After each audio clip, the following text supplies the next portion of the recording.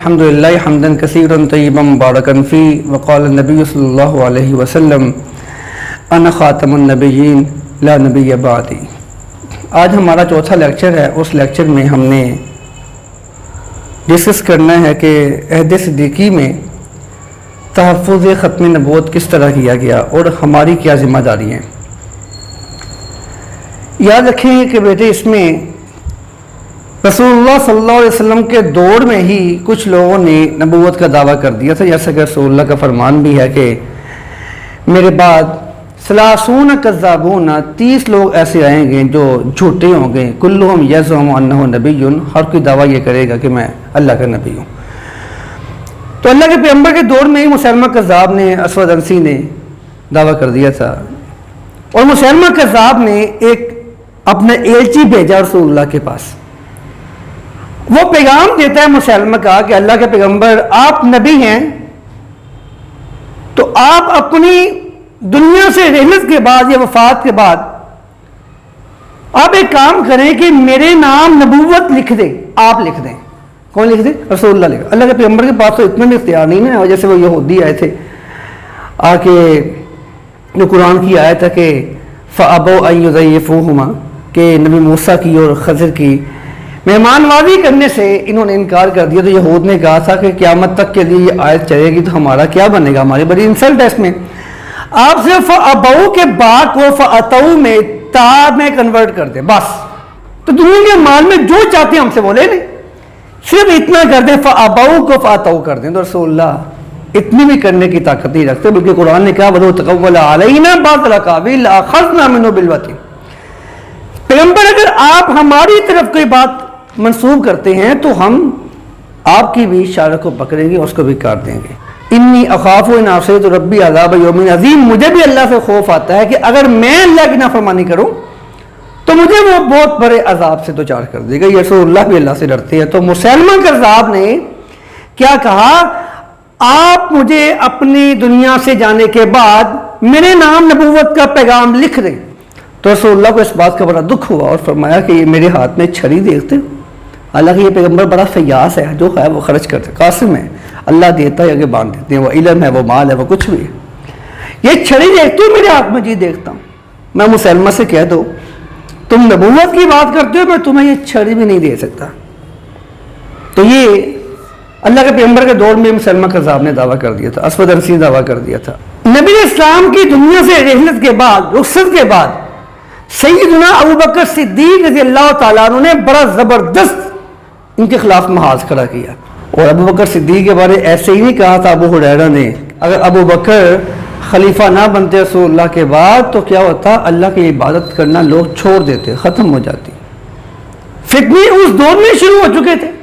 ابوبکر صدیق رضی اللہ تعالیٰ عنہ نے ان کے خلاف محاذ کھڑا کیا۔ اور یاد رکھیں کہ یہ سازشوں کی تانے بانے اگر چیک کریں نا بیٹے تو ملتے ہیں یہود و نصارہ کے ساتھ۔ رسول اللہ کی وفات کے بعد جن 5 افراد نے سب سے پہلے نبوت کا دعویٰ کیا، اگر ان کے تانے بانے ملائیں تو ان کے پیچھے یہود و نصارہ انہیں سپورٹ کر رہے تھے، اور انہوں نے باقاعدہ طور پہ یہود و نصارہ کی سپورٹ کے ساتھ، مالی معاونت کے ساتھ، افراد کی معاونت کے ساتھ مکمل طور پہ نبوت کا دعویٰ کیا، اور وہ اپنے طور پہ مضبوط بھی بعض ایسے ہوئے کہ انہوں نے مسلمانوں کے خلاف زبردست جنگیں بھی لڑی ہیں۔ سیدنا ابوبکر صدیق رضی اللہ تعالیٰ عنہ اس چیز کو بھانپ گئے تو اس لیے فرمایا تھا کہ ابوبکر زندہ ہو اور دین میں کمی آ جائے، دین میں تبدیلی ہو جائے، یہ نہیں ہو سکتا۔ ابوبکر کی زندگی میں ایسا نہیں ہو سکتا۔ منکرین ختم نبوت کے خلاف ابوبکر صدیق نے 11 لشکر روانہ کیے پہلے ہی سال۔ ابوبکر صدیق کی کوششوں کے ساتھ صحابہ کرام کا اجلاس بلایا گیا، اس میں باقاعدہ طور پہ منکرین ختم نبوت کو کافر قرار دیا گیا، ان کے خلاف جہاد کرنا فرض قرار دیا گیا، اور پھر ابوبکر صدیق رضی اللہ تعالیٰ عنہ نے 11 لشکر روانہ کیے منکرین ختم نبوت کے خلاف۔ 11 لشکر، کسی کا لشکر کا سپاہ سالار خالد بن ولید ہے، کسی کا عمر بن عاص ہے، کسی کا خالد بن سعید ہے، کسی کا اکرمہ بن ابی جہل ہے۔ اس طرح 11 لشکر روانہ کیے، اور 11 لشکر روانہ کرنے کے بعد ان کے خلاف زبردست ایسی مہم چلائی۔ آپ کو یاد ہوگا وہ بیڑے معونہ کا واقعہ، جب اللہ کے پیغمبر کے قرآن کے 70 قاری شہید ہوئے تھے، حالانکہ وہ ابھی مکمل قاری نہیں تھے، ابھی قرآن مکمل نازل نہیں ہوا تھا۔ تو اللہ کے پیغمبر کو جب اطلاع ملی کہ میرے 70 قرآن کے قاری شہید کر دیے میرے معاونہ پہ لوگوں نے، ظالموں نے، تو رسول اللہ کو اتنا دکھ پہنچا، اللہ کے پیغمبر نے پورا 1 مہینہ ان کے خلاف بد دعائیں کی، پورا 1 مہینہ قنوت نازلہ کی، فجر میں، زور میں، عصر میں، مغرب میں، عشاء. اور بعض کے بارے رسول اللہ نام لے کے ان کے بارے کہتے تھے اللہ اس کو ہلاک کر دے، اللہ فلاں کو ہلاک کر دے. آپ تو کہتے ہیں کہ رسول اللہ کسی کے لیے بد دعا نہیں کر سکتے. اللہ کے پیغمبر نے حافظ قرآن کے دفاع میں باقاعدہ 1 مہینہ رسول اللہ نے بد دعائیں کی ہیں بین معاونہ پہ رسول اللہ کے صحابہ کو شہید کرنے والوں کے خلاف. تو پھر یہ کیا ہوتا ہے؟ 11 لشکر روانہ کیے. آپ اللہ کے پیغمبر کو 70 قرآن کے قاریوں کے دفاع میں پورا مہینہ بد دعائیں کرنے کو سامنے رکھیں اور پھر سوچیں کہ رسول اللہ کے لیے ایک قرآن کے حافظ کی قاری کی کتنی عزت اور قدر اور ویلیو ہے. پھر اگر ابوبکر صدیق رضی اللہ تعالیٰ عنہ اس جنگ میں ختم نبوت کے دفاع اور تحفظ کی جنگ میں قرآن کے قراء کو، قاریوں کو، علماء کو بھی اس میں جنگ میں بھیج دیتے ہیں. اور پتہ کتنے قاری شہید ہوتے ہیں؟ 700 حفاظ اکرام ختم نبوت کے دفاع کے لیے شہید ہوتے ہیں. 1500 صحابہ اس کے علاوہ ہیں جو 1500 صحابہ اس کے علاوہ ہیں جو 11 ہجری میں، جنہوں نے 1 سال میں اللہ کی رحمت سے، اس کے فضل سے، ایمان کی طاقت کے ساتھ منکرین ختم نبوت کے خلاف جنگیں لڑی اور کیا کیا؟ انہیں دنیا سے صفحہ حسین سے مٹا دیا. آپ یہاں سے اندازہ لگائیں کہ ایک حافظ قرآن کی کتنی عزت اور ویلیو ہے، لیکن ختم نبوت کا مسئلہ اتنا اہم اور سنجیدہ مسئلہ ہے کہ 700 حفاظ اکرام شہید کروا دیے گئے، لیکن اس مقصد سے پیچھے نہیں ہٹے. مدعیان نبوت کے خلاف جو جہاد کیے گئے، مدعیان نبوت کے ساتھ جو سلوک کیا گیا، آج ہم آپ کو وہ بتاتے ہیں. بیٹے نوٹ کر لیں اور یاد رکھیں کہ آج کا جو دور ہے، ریاست کا چاہیے تھا کہ جب غلام احمد قادیانی نے دعویٰ کیا تھا اسے اسی وقت قتل کیا جاتا، لیکن چونکہ ریاست وہ غیر مسلموں کی تھی اس وقت ایسا ممکن نہیں تھا. آج بھی جو رسول اللہ کی نبوت کے بعد کسی اور کی نبوت کا حامی ہے، دعویٰ کرتا ہے، اس کا ساتھ دیتا ہے، تو یقیناً اس کے خلاف بھی ریاست کو ایکشن لینا چاہیے، کیونکہ یہ عقیدے کا بہت بڑا مسئلہ ہے. نام نوٹ کیجئے. پہلا نام دیکھیے اسود عنسی کا، یہ مدعی نبوت تھا، اس کو 11 ہجری میں ابوبکر صدیق نے قتل کروایا. دوسرا نام نوٹ کیجئے مسلمہ کذاب کا، اس نے بھی نبوت کا دعویٰ کیا تھا، اس کو بھی 11 ہجری میں ابوبکر صدیق نے قتل کروایا.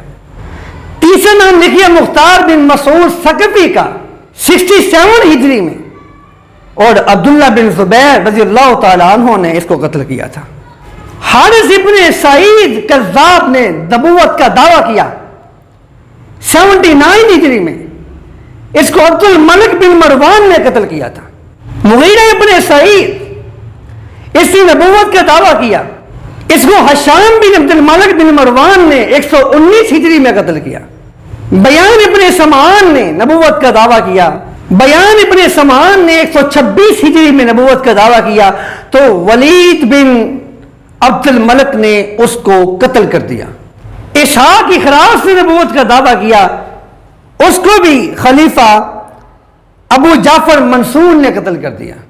سیس خراسانی نے نبوت کا دعویٰ کیا، اس کو 150 ہجری میں ابو جعفر منصور نے قتل کر دیا. حکیم مکنہ مہدی نے نبوت کا دعویٰ کیا اور اس نے قتل کی نوبت ہی نہیں آنے دی، دل برداشتہ اتنا ہوا کہ اس نے خودکشی کر لی اور وہ خود ہی جہنم واصل ہو گیا.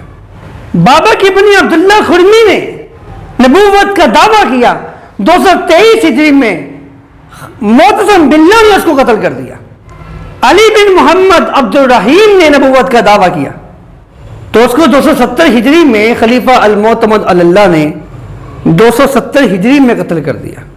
ابو سعد حسن بن سیرام نے نبوت کا دعویٰ کیا 301 ہجری میں، ابو سعد حسن بن سیرام کو بھی خلیفہ المعتمد باللہ نے قتل کر دیا. اور یہی سبب تھا 1200 سال میں اتنے مدعیان نبوت نہیں آئے جتنے مدعیان نبوت اس تھوڑے سے عرصے میں آئے. اور اگر یہ جرأت نہ کرتے، اگر غلام احمد قادیانی کو بھی قتل کر دیا جاتا، بہاءالدین کو بھی قتل کر دیا جاتا، بہاء اللہ کو بھی قتل کر دیا جاتا، تو لازمی طور پہ اس فتنے کو ہم جڑ سے اکھاڑ سکتے تھے. اب کرنے کا کام کیا ہے؟ آج دور ایسا ہے کہ حکمران فتنے کا شکار ہو چکے ہیں. اپنے اقتدار کی سیٹ کے لیے وہ چاہتے ہیں کہ ہم جیسے بھی ہو، ہم بس قادیانیوں سے بھی مل جائیں، مسلمانوں سے بھی مل جائیں، ہمیں اقتدار مل جائے، ہمیں چودراہٹ مل جائے، ہمیں سیٹ مل جائے، ہمیں کرسی مل جائے.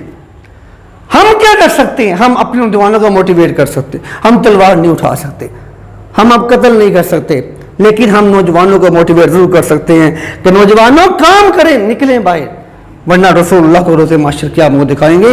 آپ بھی وہی سوچیں کہ ہماری زندگی میں دین میں کمی واقع ہو جائے، ہم زندہ ہوں، یہ نہیں ہو سکتا، ہو نہیں سکتا ہم زندہ ہوں، ہماری زندگی میں دین پہ حملہ ہو جائے، ہماری زندگی میں اللہ کی توحید پہ حملہ ہو جائے، ہماری زندگی میں رسول اللہ کی ختم نبوت پہ حملہ ہو جائے، ہماری زندگی میں اللہ کے قرآن پہ حملہ ہو جائے یا رسول اللہ کے سنت پہ حملہ ہو جائے. ہم نہیں ہونے دیں گے، انشاءاللہ نہیں ہونے دیں گے.